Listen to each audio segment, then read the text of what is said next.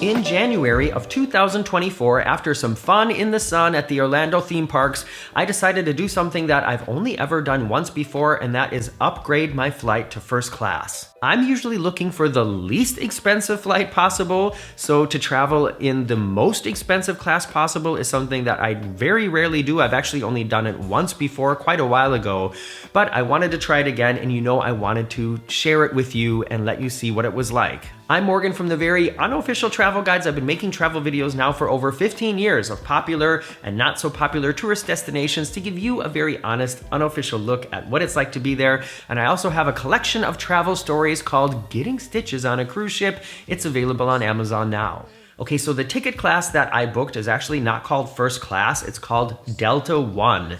And one of the first perks you'll notice when you're traveling at this level of ticket price is when you get to the airport, you don't have to go to the normal line to check in your bags. There's an extra line for priority passengers, people who have a certain status with the affiliated mileage programs, and people traveling in Delta One, business class, first class, whatever you call it. I think usually that goes a lot quicker, but on this day in Orlando, there were so many people in the priority lane that I don't think we got through that really a whole lot quicker than the people in the normal economy lane did. Some airports do also have a priority lane at the security check, and once you get through there and have your shoes back on and your laptop back in your backpack, you can enjoy one of the best perks of traveling in first class, and that is going to the airport lounge. We sashayed right past the common folk waiting at Starbucks, which is usually me, and descended the stairs to the Delta Sky Club.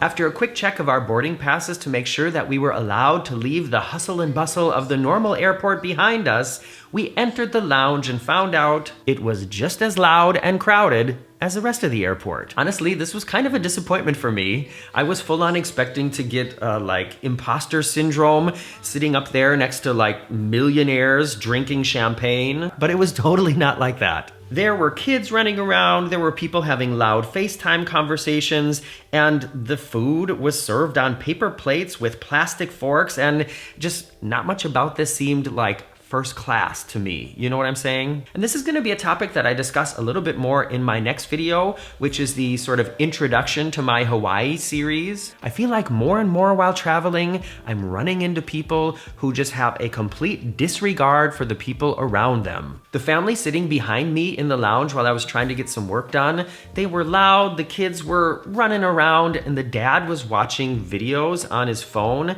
He had the sound turned up all the way with no headphones. So just like, anybody else sitting around him had to listen to what he was watching. And when they left, they didn't clean up any of their stuff. They just left it all sitting there, half-eaten food, half-drunk drinks. And so if you think by traveling in first class, you're just gonna run into really classy people, unfortunately, that wasn't the case for us on this day in the lounge in Orlando. To be fair, every airport lounge is a little bit different. Every airline has different perks. And of course, the people that you run into in the lounge is gonna be different as well. But let me show you what is included. There is free-flowing coffee, tea, iced tea, soft drinks, beer, wine, and certain cocktails are also included. There's a small buffet with hot and cold options, including vegetarian and gluten-free stuff. And there's desserts and snacks and treats, and it's basically all you care to eat. So that is a way to save some money if you have a long layover or if your flight gets delayed, which is what happened to us. We all know airport food is not cheap, so if you're gonna be in the airport for a while,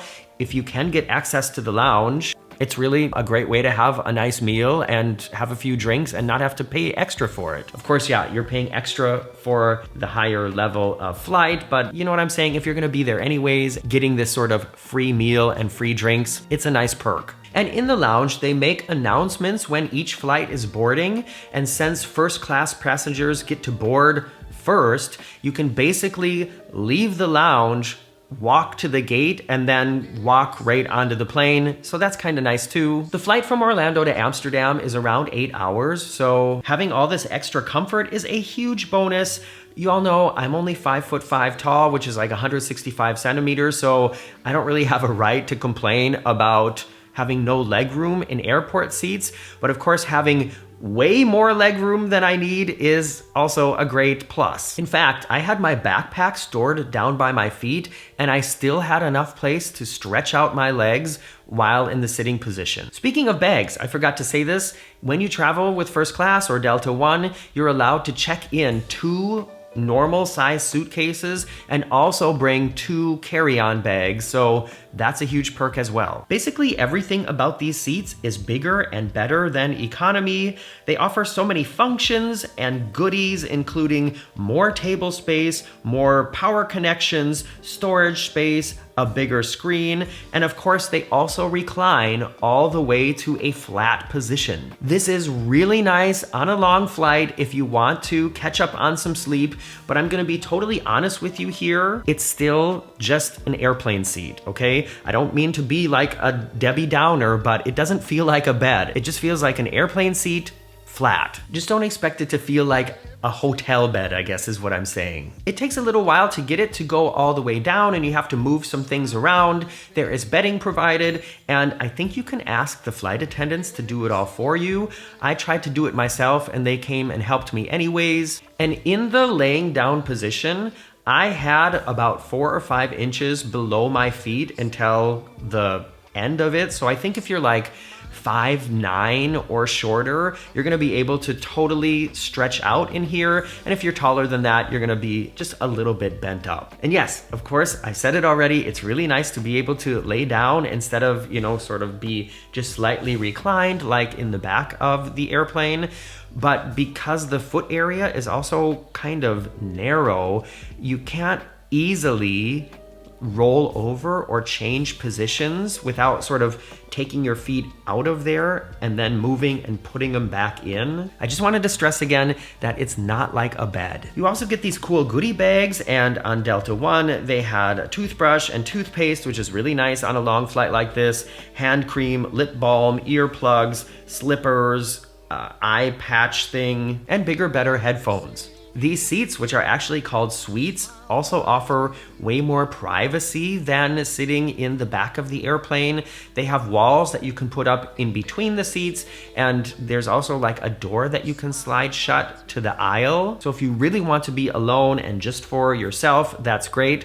But here's another thing that I've found interesting. If you're traveling with somebody, it's not like you're sitting next to them, and even though we had the wall part down in between us, if I wanted to talk to Marcus, who was sitting right next to me, I either had to like sort of push myself up like this to see him or just stand up. So also something to consider, maybe you want to take your kids in first class and you're not going to have an eye on them or be as connected to them as you are if you're sitting in the back of the plane. Maybe that's exactly what you're looking for. Okay, now I want to show you something that is so much better than economy, and that is the food. While we're checking this out, please make sure you're subscribed, press thumbs up, and let me know in the comments which of the menu items you would like to order. Usually in economy, unless you order a special meal in advance, your choices are going to be something like chicken or pasta. But here in first class, it was almost like a restaurant-style experience. Check out this menu. There were several choices of starters like poached shrimp, cauliflower soup, mixed greens, main courses like braised beef short rib and roasted chicken breast. There were also snacks to choose from, a few different desserts, and then a wine and drink menu larger than I've seen in some hotel lobby bars. And the presentation of the food is also pretty special as far as airplane food goes. I was offered a warm washcloth to freshen up. I mean like a real cloth, not a wet wipe. The flight attendant spread a little tablecloth on my tray. The food came on actual plates made out of ceramic and not those plastic and tinfoil trays that you have to peel open yourself and then you never really know what to do with the top, where to put it. There was actual silverware made out of metal, and the drinking glasses were made out of glass. Just like in a fancy restaurant like Olive Garden or something. Seriously though, the food was a highlight of this travel experience.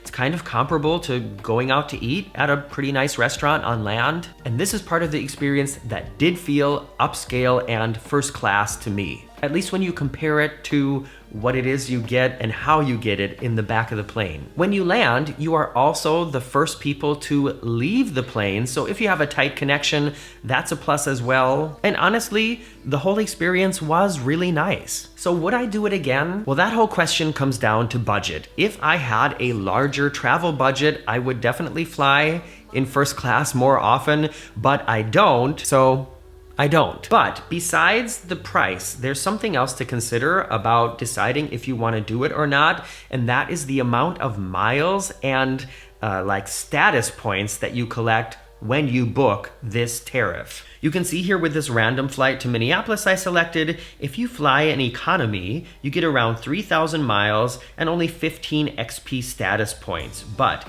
if you fly in first class, yeah, check out the price, you get almost 4 times as many miles and 45 XP status points. So you really only need 1 or 2 long haul flights in first class to already jump up in status in the miles program, and you'll have enough miles for a free domestic flight after just doing 2 flights. So by spending more money, you're also kind of getting more back, more benefits and more freebies. Something to think about. I think altogether, on top of the ticket price that we already paid, this upgrade only cost us around, I think, $570. I mean, that's a lot of money, but to move from economy up into first class, I figured, okay, you know what, this time I'm just gonna do it. I don't think it's gonna be happening again a lot unless some rich person decides they want to adopt a 50-year-old son, but I'm glad I got to do it and I'm glad I could show it to you too. Coming up in just a few days here on the Very Unofficial Travel Guides, I will be premiering the first video of my series about going to Hawaii and the Hawaii cruise.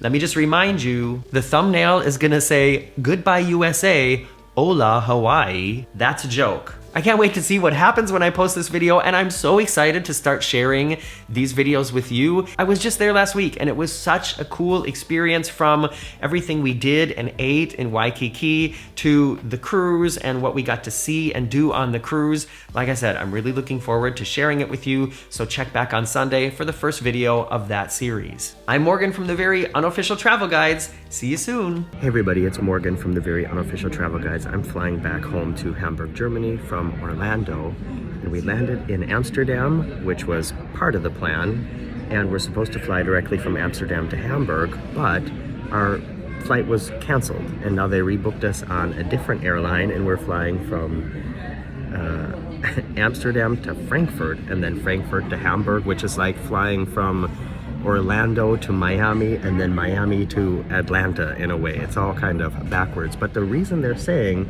that the flight was canceled was because of a huge snowstorm here in Amsterdam. And I just want to ask you, where's the snow? I grew up in Minnesota. This is not a huge snowstorm, Amsterdam. Cute.